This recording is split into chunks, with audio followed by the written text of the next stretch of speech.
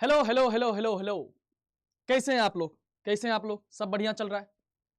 आज हम बात करने आए हैं आपसे एक बहुत ही महत्वपूर्ण टॉपिक पे। कल एक बच्चे ने सवाल पूछा, सर हमने प्रोजेक्टाइल में पढ़ा था कि अगर मुझे रेंज मैक्सिमम करना है, किसी प्रोजेक्टाइल का रेंज मैक्सिमम करना है तो एंगल क्या होना चाहिए थ्रो का? सर 45 डिग्री होना चाहिए था। हमने ये चीज पढ़ा था सर। लेकिन ओलंपिक में हमने सर देखा जेवलिन थ्रो करते हुए लोगों को, उसमें ना एंगल दिखा रहा था कितना पे वो थ्रो कर रहे हैं। तो मुझे तो लगा ये लोग को तो पता ही नहीं है 45 डिग्री पे थ्रो करना चाहिए, क्योंकि आप सर एंगल देखो ध्यान से। तो यहां हमने एंगल दिखाया है आपको, डेटा कुछ ओलंपिक से ही उठाया हमने।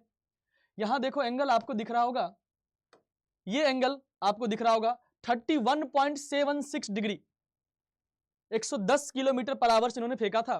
और ये वही एंगल है, ये छोटा, ये खराब एंगल नहीं है। इस एंगल पे गोल्ड मेडल मिला है इस बार, इस एंगल पे गोल्ड मेडल मिला है।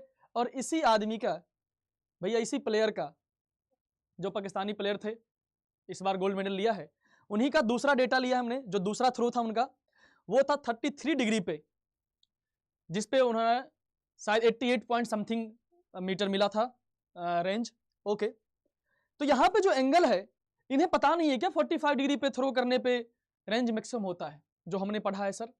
तो बात ऐसी नहीं है बालक, आपने जो पढ़ा है कि प्रोजेक्टाइल में जो रेंज है वो मैक्सिमम होता है 45 डिग्री पे होता है, that is very correct, very very very correct. लेकिन तुम एक चीज भूल गए, क्या भाई? कि जो हमारा प्रोजेक्टाइल उसमें आप पढ़ते हो वो किसके लिए होता है भैया? एक बॉल की बात करते हो, एक पॉइंट मास की बात करते हो, छोटे ऑब्जेक्ट की बात करते हो, आप उसमें एयर रेजिस्टेंस को नेग्लेक्ट करते हो, आप उसमें एंगुलर मोमेंटम को नेग्लेक्ट करते हो, आप उसके रोटेशन को नेग्लेक्ट करते हो। तो ये नॉर्मल प्रोजेक्टाइल की तरह जेवलिन का थ्रो नहीं होता है। इसमें बॉडी का बायोमैकेनिक्स और एयर रेजिस्टेंस, स्पीड, टेक्निक सब मिला के थ्रो किया जाता है। तो आज मैं आपको बताऊंगा एक एक चीज जेवलिन थ्रो के बारे में, इसमें किस तरह से इसका फिजिक्स एनालाइज करते हैं ये लोग, किस तरह से अपने आप को तैयार करते हैं, फिर उस हिसाब से टेक्निक बनाया गया कि जेवलिन में मैक्सिमम रेंज तक उसको पहुंचाया जाए। ठीक है, तो चलिए समझते हैं। तो सबसे पहले बात ये समझ में आया बच्चे का डाउट से ही कि जो एंगल है वो 45 डिग्री तो नहीं होता सर, 45 से कम डिग्री दिख रहा है। ठीक है, ये 45 से कम क्यों रखा जाता है उसी बात को हम समझेंगे एक एक करके। ठीक है, आप यहां देखिए, यहां पे था 31, यहां पे 33 है, 33 है। इसमें भी एंगल 33 के आसपास ही था, डेटा यहां पे नहीं है, ये 33 है। ठीक है, अब यहां बात आती है रेंज अगर मैक्सिमम करना है तो क्या क्या होना चाहिए सर? स्पीड ज्यादा होना चाहिए और एंगल करेक्ट होना चाहिए। और एक चीज है उस पर भी चर्चा करेंगे हम लोग। तो देखिए, सबसे फर्स्ट देखिए इस जेवलिन के शेप को। इस जेवलिन का जो शेप होता है ये कुछ एरोडायनामिक शेप बनाते हैं, जिसके कारण ये क्या करे, जो रास्ते में एयर रेजिस्टेंस मिलेगा उसको चीरते हुए पार कर पाए। अब जितना कम एयर रेजिस्टेंस इसको रास्ते में मिले, इसका शेप कुछ इस तरह से हो हवा में, इसको एयर रेजिस्टेंस क्या हो, कम से कम मिले। इसका शेप तो देखो कुछ ऐसा बना हुआ है, ये आगे का मुंह है, ये पीछे का पार्ट है। तो शेप कुछ ऐसा है, इसमें एयर रेजिस्टेंस को थोड़ा सा कम करे। ठीक है, तो शेप थोड़ा सा काम देता है, इसलिए शेप इसका इस तरह से बनाया गया ताकि रेंज इसका क्या हो सके, मैक्सिमम बन सके। दूसरा चीज है, दूसरा चीज है एयर रेजिस्टेंस को ध्यान रखने के लिए क्या, कि जब आप नॉर्मल थ्रो की बात करते हो, नॉर्मल थ्रो की बात करते हो तो इसको ये पाथ मिला, यहां पे रास्ते में जो एयर रेजिस्टेंस मिल रहा है वो ना के बराबर मिल रहा है। लेकिन जेवलिन में अगर वो इस तरह से गया, 45 डिग्री पे फेंका गया, ये देख लीजिए, मान लीजिए जेवलिन हमारा ये 45 डिग्री पे जा रहा है, तो एयर रेजिस्टेंस जो मिलेगा वो कुछ इस तरह से मिलेगा उसको, अरे मिलेगा ना।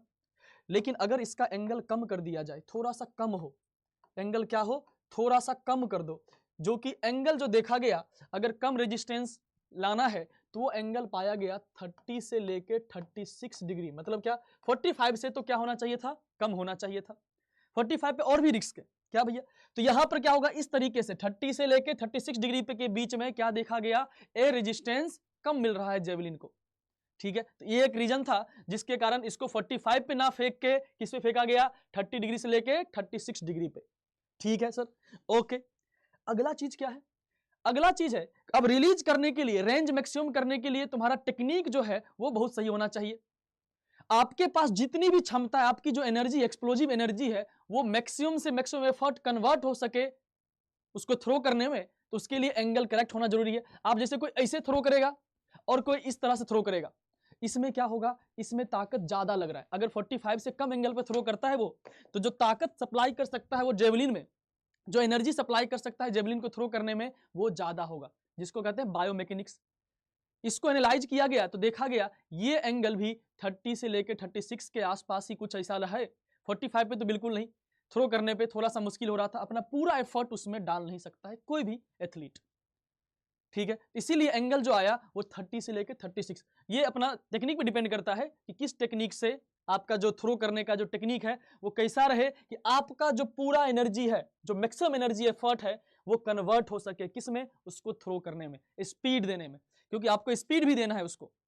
केवल एंगल मायने नहीं रखता है, पूरा का पूरा स्पीड भी मायने रखता है, टेक्निक सही होना चाहिए। टेक्निक एक और रीजन है, क्योंकि उसमें एक लाइन होता है आगे बना हुआ, उसमें हम बात करेंगे रूल में, एक लाइन भी होता है जिसके कारण क्या है, उस लाइन को अगर टच कर दिया तो वो क्या हो जाता है भैया, वो फॉल्ट गिना जाता है, उस लाइन को टच नहीं करना है। तो आपका टेक्निक भी करेक्ट होना चाहिए, और टेक्निक कुछ ऐसा होना चाहिए कि आपका पूरा कन्वर्जन हो सके एनर्जी का उसको थ्रो करने में, ठीक है। तो ये एंगल बायोमैकेनिक्स को, एनर्जी को, सबको ध्यान रखते हुए ये एंगल भी क्या 30 से लेकर 36 के बीच में आइडियल माना गया, ठीक है। तो सब ये किया गया। उसके बाद कुछ रूल्स भी है कि जेवलिन जब थ्रो किया जाएगा तो थ्रो करने के बाद जब वो लैंड करे तो उसका आगे वाला पार्ट पहले गिरना चाहिए जमीन पे। आगे वाला पार्ट क्या होना चाहिए, पहले गिरना चाहिए। और दूसरी बात, अगर ये फ्लैट गिर गया तब भी ये फ्लॉप है, या पीछे वाला पार्ट गिर गया तब भी फ्लॉप है, फ्लैट भी नहीं गिरना चाहिए, ठीक है। अब मान लो आपने एक चीज पढ़ा है ना कि अगर आइडियल कंडीशन होता तो जितना एंगल पे हम फेंकते हैं, जितना एंगल पे फेंकते हैं उतना ही एंगल पे ये गिरता है ना। अब मान लो एयर रेजिस्टेंस रास्ते में मिल रहा है तो इससे क्या होगा भैया कि 45 पे तो क्या होगा, कुछ इस तरह से गिर रहा था, और एयर रेजिस्टेंस के कारण अगर मान लो इधर से विंड मिला इसको रास्ते में और इसको रोटेट करवा दिया, जो कि रोटेट होते हैं, रोटेट करवा दिया तो क्या हो जाएगा भैया, ये बहुत ज्यादा रिस्क है कि भैया ये रोटेट होके उल्टा ही गिर जाए। पहले इसका क्या गिर जाए, ये वाला पार्ट नीचे गिर जाए, पीछे वाला पार्ट लैंड कर जाए। इस रूल को भी ध्यान रखना है। और क्या, जो हमारा एंगल थ्रो करने के पीछे एक और चीज देखा था मैं, जब मेरा भांजा देख रहा था साथ में, तो वो कह रहा है कि भैया सॉरी मामा ये बताइए कि ये पहले क्यों फेंक दे रहे हैं, लाइन यहाँ है ना तो इससे पहले फेंक दो, लाइन आगे है आपका तो उससे पहले थ्रो कर दो, उससे पहले थ्रो कर दो, जस्ट पहले, आप इतना पीछे क्यों थ्रो करवा रहे हो। तो उसको एक चीज का ध्यान रखना पड़ता है कि जो लाइन है वहां से पहले खत्म करना है, ऐसा नहीं कि फेंकना है उससे पहले, आपको उस लाइन को टच नहीं करना है। तो उसके लिए क्या है, आप जब स्पीड में आ रहे, 30 मीटर का लगभग रनवे होता है, स्पीड में आ रहे हो तो उस मोमेंटम के कारण आप आगे भी जाओगे, तो इसलिए उनको थ्रो पीछे से करना पड़ता है, इस बात का भी ध्यान रखना है, ठीक है। लैंडिंग करते समय ऐसा होना चाहिए, तो इसीलिए 45 डिग्री पे अगर थ्रो करेंगे तो वो बहुत ज्यादा रिस्की होगा कि वो रोटेट करके या तो फ्लैट गिर जाएगा या तो हो सकता है क्या उसका पीछे वाला पार्ट पहले गिर जाएगा, ठीक है। तो इसमें फॉल्ट होने के मतलब कि फॉल मिलने के बहुत ज्यादा चांसेस हैं, इसीलिए एंगल जो है 45 से क्या रखना चाहिए, अपने को कम रखना चाहिए। ये बात सही है, ओके सर। तो इन सबको जब एनालाइज किया गया तो हमें यह समझ में आ रहा है ओवरऑल कि अगर 45 डिग्री पे फेंकेंगे तो एक रिस्क आएगा, दूसरा एयर रेजिस्टेंस ज्यादा आएगा, एयर रेजिस्टेंस ज्यादा आएगा, एंगुलर मोमेंटम का खेल बहुत ज्यादा हो जाएगा, रोटेट कर सकता है, एंगुलर रोटेशन मिल सकता है उसको। इन सबको ध्यान रखते हुए ही इनका जो थ्रो था वो इसके आसपास चल रहा था। देखो 31 डिग्री पे ज्यादा थ्रो आया था, क्योंकि यहां पे देखो 31 डिग्री पे क्या है, आपने एक चीज पढ़ा होगा कि जैसे जैसे एंगल बढ़ाते हैं रेंज हमारा क्या होता है, बढ़ता है। एंगल बढ़ाते हैं 45 डिग्री तक, रेंज क्या होता है, बढ़ता है, लेकिन स्पीड भी तो मायने रखता है सर। यहां पे 31 डिग्री पे रेंज क्या आया, ज्यादा आया, 33.22 पे रेंज क्या आया, कम आया था इनका। क्यों, क्योंकि देखो इस एंगल पे जब इन्होंने फेंका तो एनर्जी क्या हो गई, उतना कन्वर्ट नहीं हो पाई। यहां इसकी रफ्तार देखो 110 किलोमीटर पर आवर से रिलीज किया था इन्होंने, अभी कितना पर रिलीज किया है, 104.70 पे। इस पे 92.97 के आसपास इनका मीटर गया था, और यहां पे 88 पॉइंट समथिंग था, ठीक है।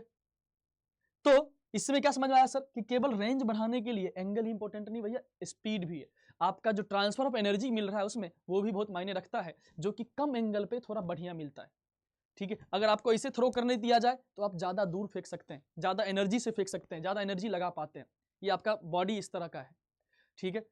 तो इसीलिए यहाँ पे देखो स्पीड क्या है, ज्यादा है, या स्पीड कम है, ये डोमिनेट कर गया यहाँ पे, और यहाँ क्या कहते हैं, रेंज क्या मिल गया इनको, ज्यादा मिल गया, और इसी कारण इनको इस बार गोल्ड मेडल भी मिला, ठीक है। सर का, नीरज सर का जो था हमारा, नीरज सर का जो थ्रो गया उसमें थोड़ा सा रह गया कम, स्पीड या एंगल का फर्क रह गया, जिसके कारण वो इतना अचीव नहीं कर पाए। लेकिन ठीक है, सिल्वर मेडल हमने पाया, सिल्वर मेडल हमने पाया।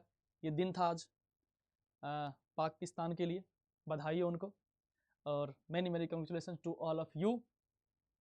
ठीक है, एथलीट में आसान नहीं होता लगातार 2 बार मेडल लाना, और ये कभी भी हारने वाले में से नहीं है, ये पहली बार हारे हैं सर से।